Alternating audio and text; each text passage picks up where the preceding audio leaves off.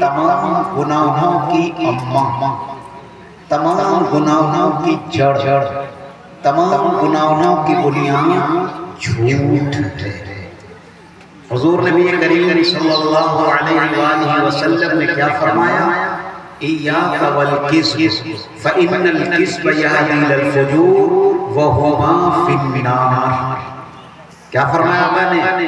جھوٹ سے بچو، جھوٹ سے بچو، جھوٹ سے بچو، جھوٹ تم تو گناہوں تک لے جائے گا، گناہ اور جھوٹ دونوں دوزخ میں ہیں۔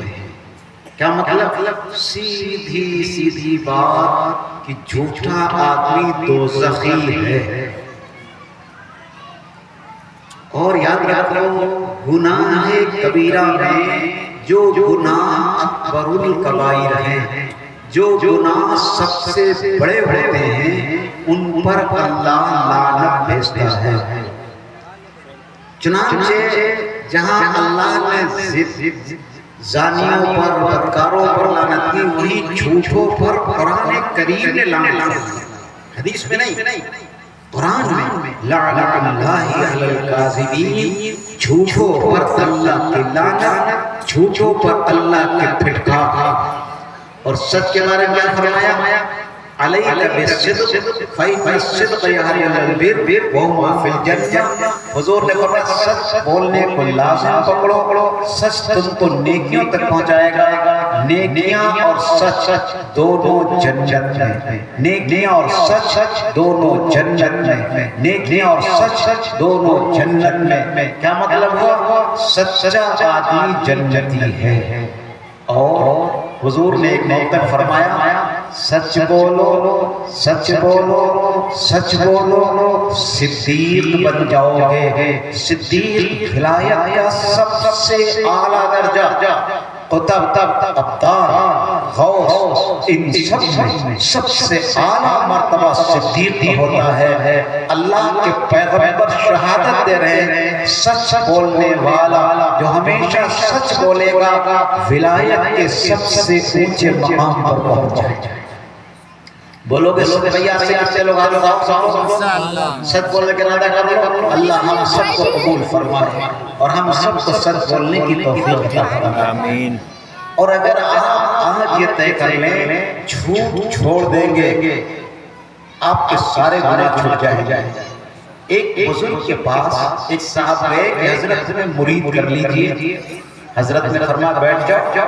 کہا بھئی تین بڑے بڑے گناہ کرتا ہوں، زنا کرتا ہوں اور چوری کرتا ہوں اور جھوٹ بولتا ہوں، ان میں سے ایک گناہ چھوڑ دوں گا، کچھ دن کے بعد دوسرا چھوڑوں گا، کچھ دن کے بعد تیسرا چھوڑوں گا، ایک ساتھ تینوں نہیں چھوڑ سکتا۔ حضرت بیٹھ جاؤ۔ بیٹھ گیا۔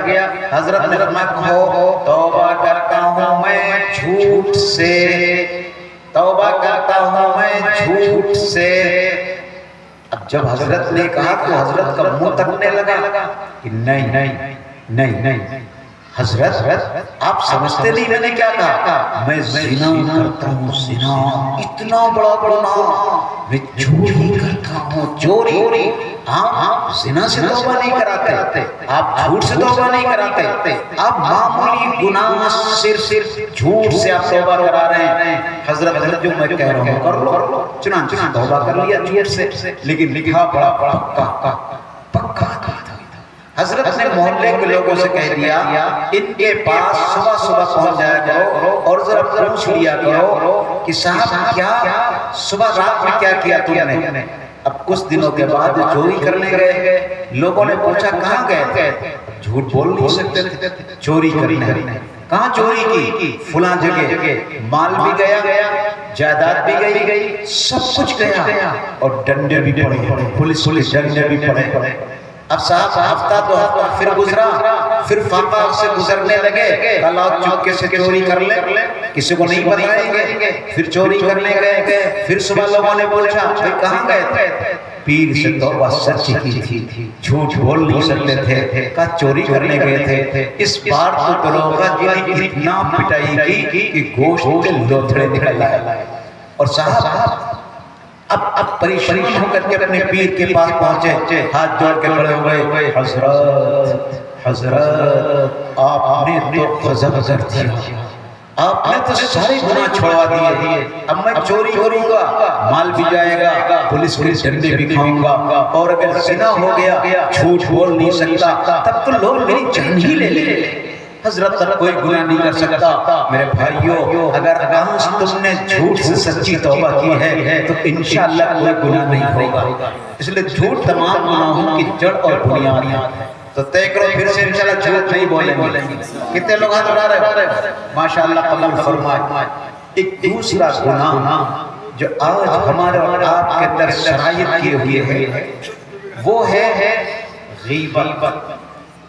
غیبت سامنے آئے، ارے آپ بہت اچھے، آپ بہت اچھے، لیکن جو ہی پیٹ پیچھا ہوا وہ حافظ عبدالعزیز صاحب ایسے ہیں، ایسے ہیں، ایسے ہیں، آپ ان کی بات کر رہے ہیں، فلاں حاجی صاحب کی ایسے ہیں، ایسے، جیسے آپ کے سامنے سے ہٹا غیبت غیبت برائی شروع ہو گئی۔ میرے بھائیو، یہ غیبت اور مسلمان کے پیٹ پیچھے برائی یہ کبیرہ گناہ ہے، کبیرہ گناہ ہے، کبیرہ گناہ ہے۔